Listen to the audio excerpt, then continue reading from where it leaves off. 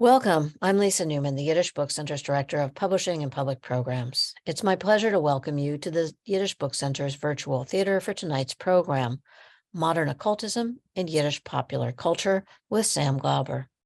Before we get started, please note that your video and audio will be off throughout the program. I want to mention that this evening's program has been pre-recorded due to the time difference as Sam is in Israel, so there will not be a Q&A following. However, feel free to send questions to programs@yiddishbookcenter.org, and we'll try to get answers to you via email. I'm delighted to introduce this evening's presenter, Sam Glauber. Sam is a scholar of modern Jewish history, specializing in occultism, Yiddish popular culture, and the Jews of Eastern Europe. In his research, he has developed an interdisciplinary approach to processes of religious and social change with a focus on the religious landscape of Eastern Europe. His areas of expertise include Jewish occultism in Eastern Europe, Jews and the spiritualist movement, Yiddish press culture, and the life and works of Hillel Zeitlin. I'm delighted to turn over the mic, the virtual mic, as it were, to Sam, who will present this evening's. And when he's done, we will conclude the program, as there will not be a Q&A. Good evening to everyone joining us tonight. I want to begin by thanking Lisa for her kind words of introduction and for so graciously arranging my presentation tonight. I have to say, it's really exciting to have this opportunity to share my research with all of you through the auspices of the Yiddish Book Center, since I've benefited so much over the years from all the resources that the center has put online and continues to put online. I'm going to speak with you tonight about modern occultism in Yiddish popular culture. Modern occultism, I'll already say right now, for the benefit of those who might not be familiar with the term, refers to an array of practices and beliefs concerned with hidden dimensions of reality, oftentimes articulated in scientific language, that were extremely popular across the world in the late 19th and early 20th centuries. Think of spiritualist séances, the Theosophical Society founded by Madame Blavatsky, parapsychology, visits to psychic mediums, and the like. As we'll learn tonight, these modern occult currents became a fixture of Yiddish popular culture in the early 20th century. But first, a word about myself and how I came to study Jewish occultism.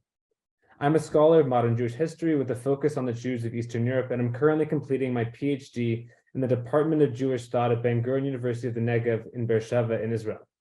In my research, I look at questions of religious and social change around the turn of the 20th century, with a particular interest in how religious concerns found expression within popular culture. I also do a lot of work with the Yiddish press in Eastern Europe, in particular with more popular publications such as tabloids and illustrated magazines. As we'll see tonight, the Yiddish press is a key source for the study of Jews and modern occultism, particularly when it comes to Yiddish popular culture. For my dissertation, I'm writing about the history of Jewish occultism in Eastern Europe in the early 20th century. Occultism, as I said before, refers in the modern context to an array of practices and beliefs concerned with hidden dimensions of reality, oftentimes articulated in scientific language, that were extremely popular across the world in the late 19th and early 20th centuries. There's much to be said about the social and intellectual developments that gave rise to occultism. Most importantly, the rapid increase in scientific discoveries and technological breakthroughs that took place beginning in the early 19th century. As new technologies such as electricity or wireless telegraphy became widely used, if not widely understood, it was not a great leap to also believe in various hidden forces and entities, be it spirit communication or thought transference, and that these beliefs could be understood to be in line with modern science. This rise in the authority of science and technology went hand in hand with a general decline in the authority of religion. If religious dogmas had previously told us that we have a soul and that it survives after death, or promised access to higher knowledge, these truths, so it seemed, could now be determined empirically through occult means. In any case, occultism was a big deal in the late 19th and early 20th centuries. Numerous esoteric societies were formed that exposed the broader public to non-Western religious and mystical practices, and millions of people took part in spiritualist séances or read occult literature that promised readers self-knowledge and inner development. Occultism was also absorbed into popular culture, and countless periodicals, here's just a few examples, espoused esoteric doctrines and instructed readers on the latest occult fashions. I should mention that occult movements and practices were often criticized or rejected by scientific and religious establishments, but they nevertheless had a major impact on nearly every aspect of modern culture, from religion, literature, art, and philosophy to psychology, politics, and science. What I've found in the course of my research, and this is something that scholars of Jewish history have largely overlooked until now, is that as the Jews of Eastern Europe began to modernize and take part in secular culture, be it in the form of literature, theater, or politics, they also engaged to a significant degree with all these occult trends that I just described. Certain trends in particular became deeply embedded in Yiddish popular culture at the turn of the century.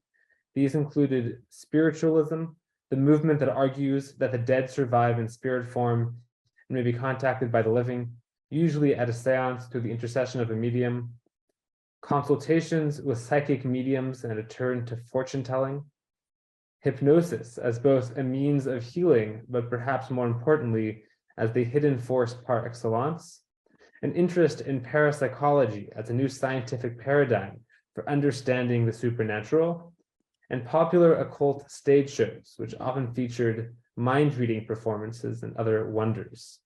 A common denominator of all these occult trends is their shared concern with hidden realities, be they hidden forces, hidden entities, or hidden knowledge. In what follows, I'd like to present a few aspects of Jewish occultism in Eastern Europe as it relates to Yiddish popular culture. First, I'll open the question of how modern occultism became so popular among Jews from Eastern Europe. Next, I'll discuss one of the more popular manifestations of Jewish occultism, the Jewish psychic medium, as well as the broader social changes underlying the Jewish turn to the occult in the 20th century Eastern Europe. I'll conclude with a discussion of Yiddish fortune-telling books and the place of the occult in Jewish popular entertainment in Eastern Europe, including, most notably, the Jewish fakir. Now, we have record of Jews in Eastern Europe holding spiritualist séances as early as the 1860s. With that, it was the rise of the Jewish hypnotist Osip Feldman in 1886 that brought hypnosis and modern occultism in general to the attention of Jewish audiences across Eastern Europe. Feldman was a young Jewish man from Kherson in what is today Ukraine, who made his way to St. Petersburg in late 1885, where he made a name for himself as a hypnotist and mind reader. Feldman's arrival in the Russian capital coincided with the launch of Hayom, the first Hebrew daily newspaper. Looking for sensational content by which to draw in readers, Hayom published numerous articles telling readers about Feldman's feats and marvels, which the newspaper described in minute detail. Here's an article, Feldman's Experiments in Our City.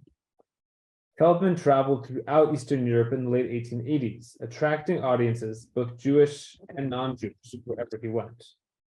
For these Jewish audiences, hypnosis was a new force filled with untold promise, as well as a form of popular entertainment, and they turned out in great numbers to witness Feldman for themselves. By the turn of the century, hagiographies about Feldman had been published in Yiddish. You see on the left here, De Professor Feldman. And Feldman even appears in passing in several Isaac Bashevis Singer novels from the post-war period. Here you see, Azriel had often discussed hypnotism at home, and later Shandel now accused Azriel of hypnotizing her. She insisted that Feldman spoke to her every night. Now that she cannot sleep, this is the same Feldman, a real historical Feldman. Now, in addition to performers such as Feldman, there was a whole slew of writers, most of them scientific popularizers, better known for their popular introductions to mainstream scientific topics. Now, these writers also published explanatory books in Hebrew and Yiddish on the occult. Here we can include such scientific popularizers as Avner Tannenbaum and David Moshe Hermelin, who published works on hypnotism in New York City that are distributed in Eastern Europe. On the left, you have Hermelin's book Hypnotismus, with a stamp from a library from the Russian Empire. Aleph Almi, who published the first Yiddish book on spiritualism, Des Faith et Existenz, in New York City in 1921. Here in the middle, you can see the cover of the second printing, which came out in Warsaw in 1929. Elazar David Finkel, author of the first Hebrew book on telepathy, about which I'll have to say later, and Chaim Schuler-Shkolnik, whose book you can see on the right, who published close to a dozen books in Yiddish, Russian, and Polish on how to obtain psychic powers, read psalms, read palms, learn your astrological chart, master telepathy, and generally find success in life. In addition, the Yiddish press that flourished throughout Eastern Europe in the early 20th century included numerous articles on occult topics. Here, for example, you can see two articles from 1914 and 1929, respectively, with the titles Was ist so ein Medium? What exactly is a medium? And Was ist so ein Mediumism? What exactly is mediumism? As well as on the right, a useful graphic on how to detect fraud at a séance. One Yiddish tabloid, the Vilna Radio, even ran a regular feature in the late 1930s, the Geheimnis Winkela, the occult corner, with brief informative articles on hypnotism, spiritualism, and other such topics. The writer Simcha Petrushka, who's best known today for his Yiddish translation of the Mishnah, published dozens of articles on occult topics under various pen names in the 1930s in the Warsaw tabloid he edited. Lastly, beginning in the mid-1920s, Yiddish illustrated weekly magazines began to be published in Eastern Europe, primarily in Warsaw. These lavishly illustrated journals, which were explicitly marketed at both men and women interested in popular culture, both secular and Jewish, were wonderfully broad in their content. Let me just give you one example.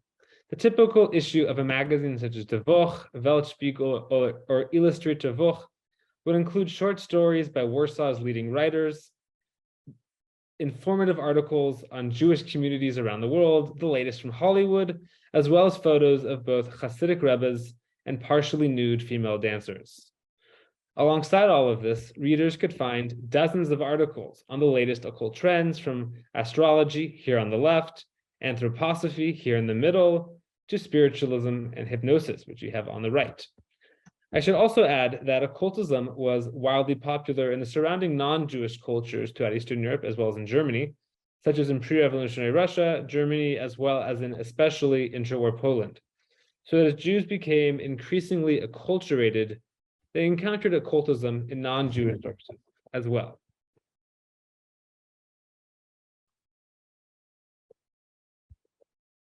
Jewish psychic mediums of various sorts were ubiquitous in early 20th century Eastern Europe. If we look back at traditional Jewish society in Eastern Europe, there were a wide range of folk healers and magicians who offered their services to those in need. These people were known by different names. Sometimes they're called Balei Shem, masters of the name, Znachers, a Slavic term that, for better or for worse, is usually translated as quack, and Obsprecherin, the Yiddish word for a female exorcist or healing woman. While traditional Jewish folk medicine continued to be very popular well into the 20th century, with urbanization and the increased exposure to modern European culture, we see the appearance of a competing group of Jewish occult professionals, psychic mediums, who advertise themselves as chiromancers, astrologers, physiognomists, psychographologists, hypnotists, mediums, and telepathists. The Latin etymologies and scientific sound of all these appellations, which were, I should add, were used by occultists all around the world, not just by Jewish occultists, was not incidental. As science began to enjoy an epistemic authority that rivaled, and in many cases surpassed, that of religion, occultists tried to occupy a liminal space between science and religion. By employing scientific-sounding language, they were able to translate traditional notions of unseen realities into a language more palatable and oftentimes more credible to modern audiences.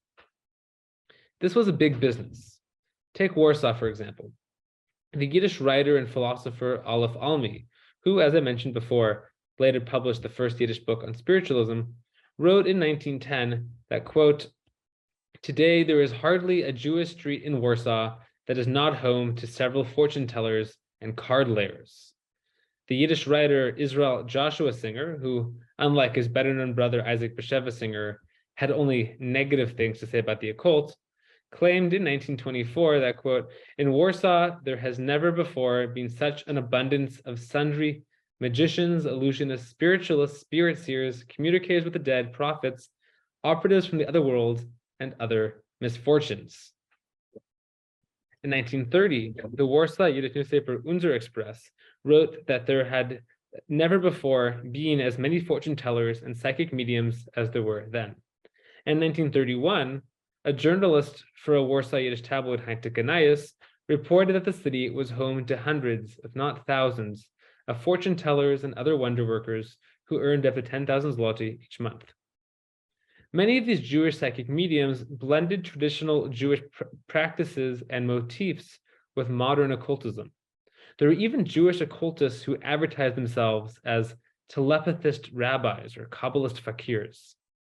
Now, one of our best sources for recovering the history of these now forgotten Jewish psychic mediums is the Yiddish press, specifically press advertisements for occult professionals. The first successful Yiddish daily newspaper in Eastern Europe began publishing in 1903, and almost immediately, dozens of Yiddish newspapers began to be published across Eastern Europe, some with daily circulation numbers close to 100,000 copies. All of these papers got by economically by publishing advertisements, which are a wonderful source for historians. Let me give you a few examples of how Jewish occultists advertise their services in the paper and what we can learn from them. I'll start with a telepathist rabbi, a Hasidic mind reader named Rebbe Hirsch Rosenblum from Lvov. A bit of a mysterious figure, Rosenblum had the habit of showing up at newspaper editorial offices, and so it would be reported in the next day's paper, correctly identifying significant personal details of everyone in the room. In a 1928 interview he gave to the Polish Jewish newspaper Nowy Dziennik, Rosenblum, described here by the paper as a, quote, Hasidic chiromancer, that is, palm reader, revealed that he employed traditional forms of bibliomancy, as casting lots using biblical verses, which he supplemented with telepathy and graphology. As evidenced by newspaper ads, Rosenblum crisscrossed Poland throughout the 1920s, 1930s, pointing to the strength of the market for a professed telepathist who maintained the traditional appearance of a Hasidic wonder worker. In fact, the 1934 article in a Warsaw Yiddish tabloid reported that the city was flooded with fortune tellers with long beards and payas, who marketed their services to the affluent and wealthy. One of these alleged Hasidic psychics to the rich and famous was named Rabbi Ephraim Blitman, a Hasidic rabbi from Przemysl, whose predictions for the new year appeared annually in the Jewish and Polish press in the mid-1930s. Jewish women in Eastern Europe also worked as telepathists and chiromancers. One such Jewish woman telepathist was Stenya Broder, who appears in this 1935 ad published in a Yiddish newspaper from Biala. Broder, much like Rosenblum, promised that, quote, every person can know their future, and at an affordable rate. As an aside, the idea of telepathy had first been widely introduced to Hebrew readers in Eastern Europe in 1904 by the writer Elazar David Finkel, who I mentioned a few minutes ago, who translated parts of the early classic work of parapsychology, Phantasms of the Living, into Hebrew as Hargasha Merachok, feeling at a distance, that is, telepathy. Here we can see an ad for the book placed in a Hebrew paper in Warsaw, 1904. The blend of Kabbalistic language and scientific claims with which Finkel's telepathic guidebook was marketed is characteristic of Jewish occultism in Eastern Europe as a whole.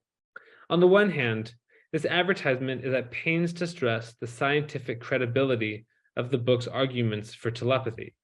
It points out that the book's claims have been, quote, upheld by the authority of the greatest professors, scholars, poets, and learned physicians.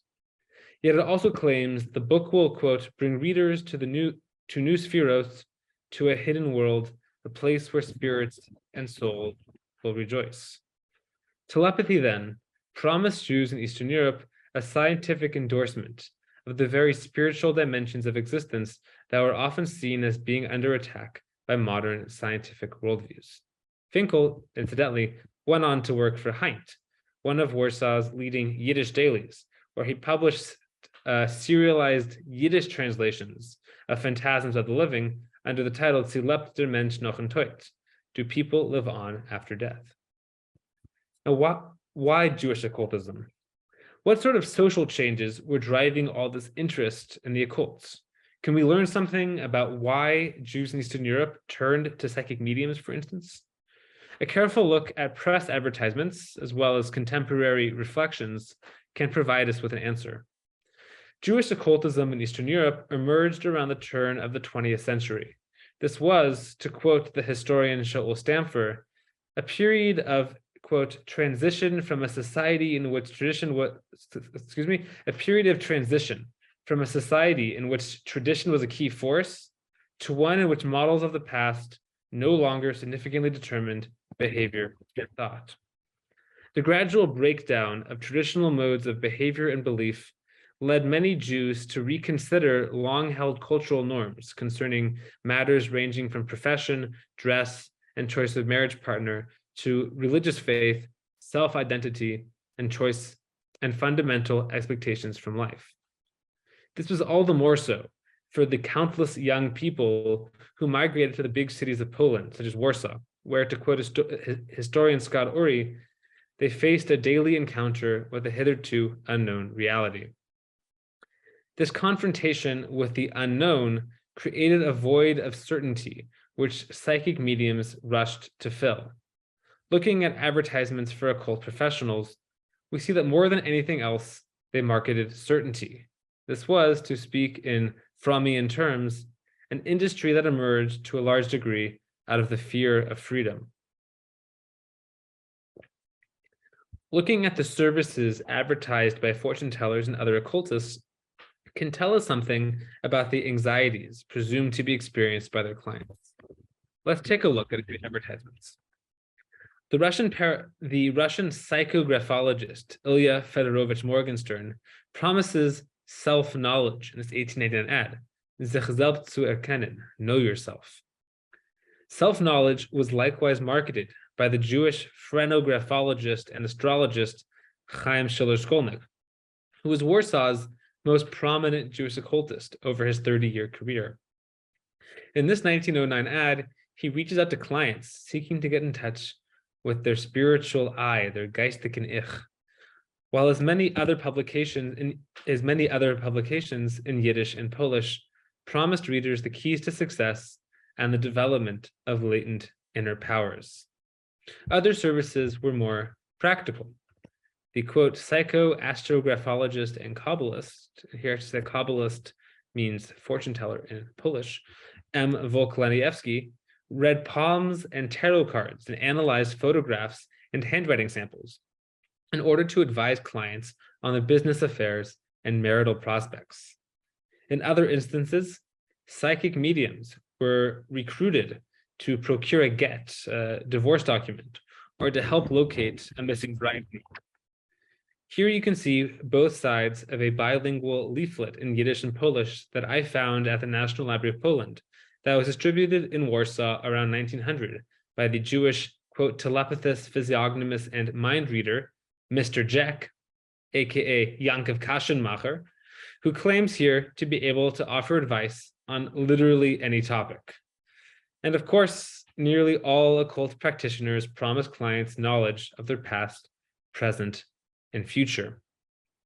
This hunger for self-knowledge, for certainty, was seen by some as a symptom of the spiritual malaise of the age, of a thirst for a higher meaning that prompted a turn to the occult.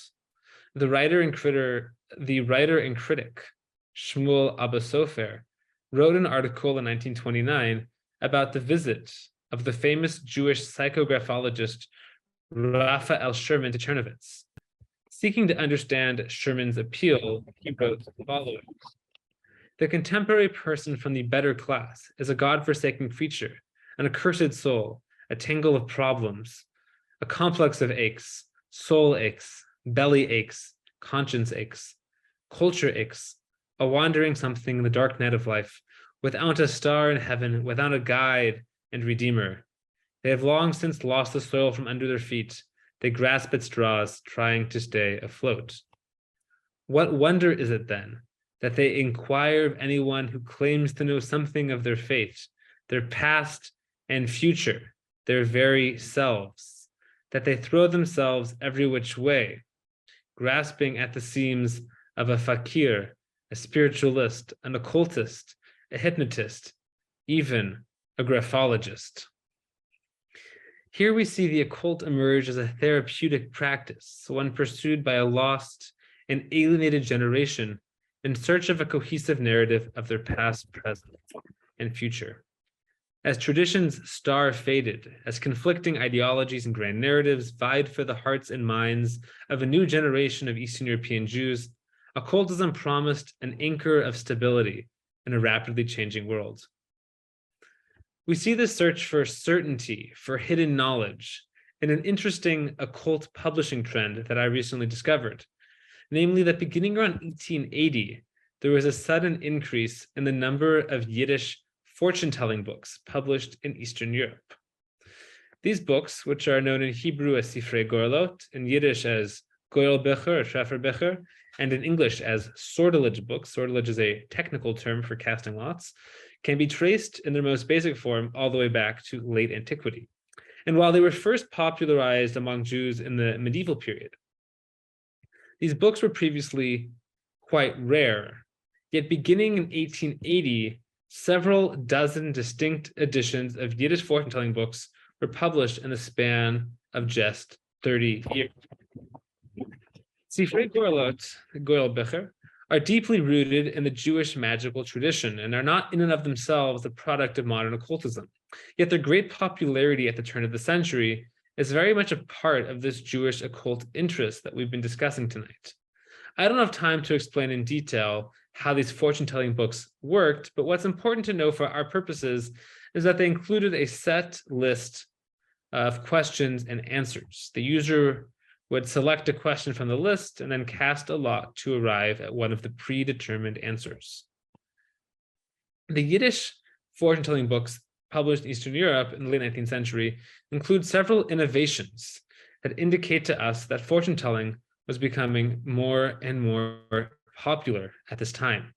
First of all, the simple fact that so many editions were printed indicates that there was a market for them, an audience interested in fortune-telling. More importantly, many of these editions were much more user-friendly. If in classic Sifrei Gorlot, the user needed to perform complex equations and manipulate various numerical permutations in order to arrive at an answer, newer editions were, to put it simply, dumbed down. In some cases, all you had to do was drop a piece of wax on a number chart conveniently included in the book, no math needed, and voila, you had your answer. If Sifrei Gorlot of Goyal-Becher then had once been both hard to find and difficult to use, by the turn of the century, they were both readily available and much simpler to operate, allowing anyone access to their fortune. Moreover, these new fortune-telling books were updated with new questions and answers that better suited modern life. One fortune-telling book published in Vilna in 1900, Der neue praktische Gerimter Treffer, the new practical renowned fortune-teller, includes answers to questions both timeless, such as, how many husbands will I have? One possible answer being 3 husbands and a third will outlive you, and contemporary, such as, will I win the lottery? Now, one possible answer to this last question, which is really a wonderful reflection of timeless Jewish humor, is, quote, "Was gewinnen in der Lotterie nur a kleine Summe." You will win the lottery, but it won't be very much money. Another fortune-telling book, Hamagala Nistaros, a neue praktische Goyal book, The Revealer of Secrets, a new practical lot-casting book, was published in 1905 in Odessa, a modern city known more for its secular population.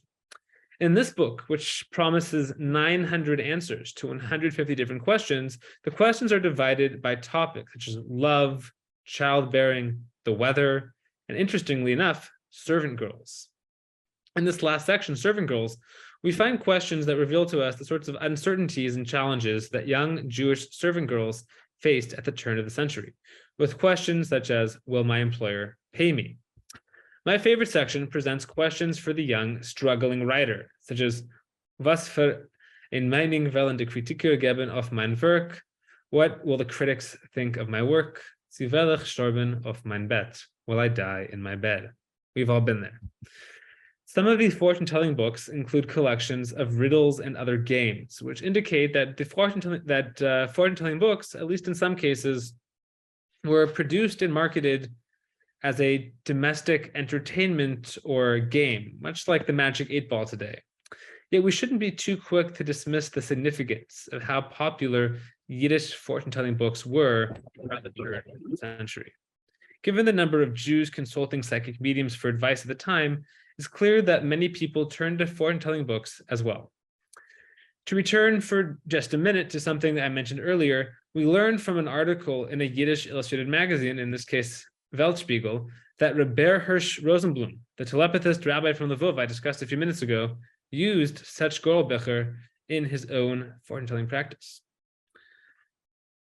Until now, we've largely looked at the occult as a source of self-knowledge or simply advice given by psychic mediums. But Jewish occultism in Eastern Europe was also closely related to popular entertainment, in particular in the form of the Jewish fakir.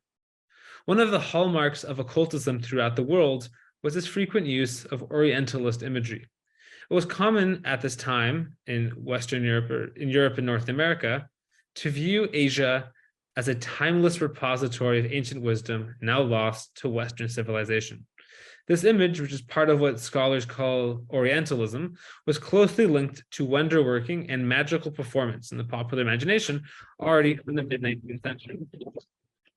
Beginning in the 1920s, the image of the fakir, a caricature of an ascetic Indian wonder worker, became extremely popular throughout Europe.